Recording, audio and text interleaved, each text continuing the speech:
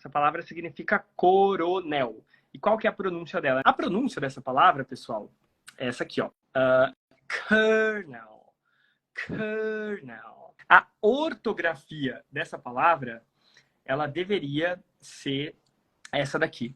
Essa deveria ser a escrita. Mas por que se escreve dessa forma que vocês estão vendo aqui embaixo? A resposta que eu vou dar agora, ela vale $1 milhão. Por que se escreve dessa forma, pessoal? No italiano, se diz colonnello. Colonnello, colonnello, colonnello. Eu tenho as minhas crenças de que essa palavra, ela vem lá, né, antes do Império Romano e tal. Então, eu acredito que essa palavra é mais antiga no latim ou na língua italiana, tá? Colonnello, colonnello. No francês, chegou no francês como coronel. Coronel. E ainda é assim que se diz no francês. Coronel, tá? E eu não sei se vocês sabem, mas o inglês, ele vem da língua francesa. Então, o inglês, ele tem algumas raízes. Ele tem as raízes germânicas, por isso que é muito parecido com o alemão, de vez em quando, né? Que tem a mesma raiz germânica. Ele vem do latim, ele vem do francês. E aí, é difícil você saber se a palavra colonel veio do latim ou veio do francês. Mas eu acho que veio do francês pela similaridade, né? Colonel parece muito com coronel, coronel. Vamos pensar que a palavra era para ser parecida com o italiano, colonel. Só que daí os franceses começaram a falar colonel, colonel, colonel. E esse L acabou virando um R, virou coronel. E eu já vou explicar por que o L vira R. Isso não só no inglês, mas no português também, tá? E aí, quando os ingleses, né, quando o pessoal que falava inglês foi querer falar coronel, no inventário fônico do inglês não existe esse r, coronel, coronel. O que eles acabaram falando? Acabaram fazendo esse R virar um R, que é um fonema muito presente na língua inglesa. Então, de colonel, que deveria ser a palavra mesmo, né? Virou coronel, que virou colonel. Só que a escrita se manteve. E por que a escrita se manteve? Porque é muito caro você ficar mudando a ortografia.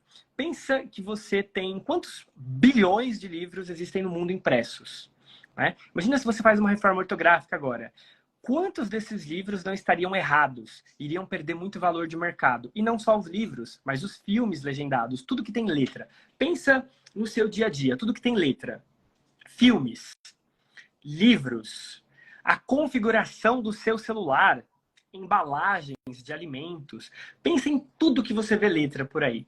Imagina que quando a gente tem uma reforma ortográfica, tudo isso precisa mudar. E você não imagina o prejuízo econômico, o prejuízo monetário que isso causa. Então, a tendência é que a escrita não se modifique muito. Como que a linguística explica um R virar um L e vice-versa? Pessoal, esse é um processo chamado de dissimilação. Tá? Não acontece só com R e com L, mas o R e o L são grandes propulsores desse processo.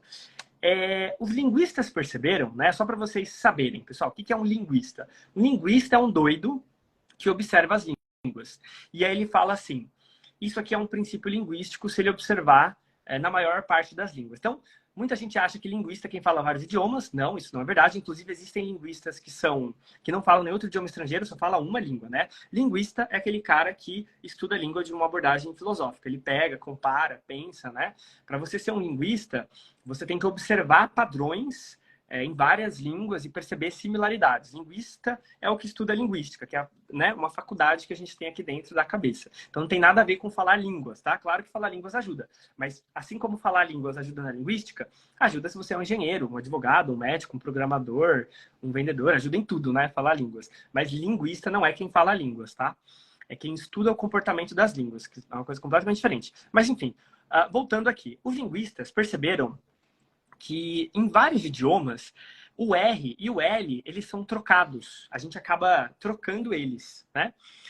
E no português acontece bastante isso, né? Mas o que é a dissimilação? Vamos lá. Quando você tem dois sons idênticos muito perto, eles tendem ou um a desaparecer, ou a perder-se uma sílaba, ou a modificar-se esse som, tá? Vou dar o exemplo da palavra árvore. Árvore, no Brasil, é muito falada árvore, árvore. Alguém já observou alguém falando assim? Eu cresci ouvindo meus avós falarem árvore, né? E se vocês observarem, pessoas ao redor de vocês, acho que muita gente fala árvore. É que a gente só não percebe, a gente não fica reparando. Mas se você começar a reparar, você vai ver que muitas pessoas, ao invés de falar árvore, a pessoa fala árvore, árvore, árvore, perdendo uma sílaba, né? Que é o caso da dissimulação. Outra palavra que é campeã em dissimulação, essa palavra, para mim, assim, ela explica o fenômeno de assimilação por completo. É a palavra problema. Por quê? Porque tem gente que troca o primeiro R por um L, aí fica problema, dissimilou.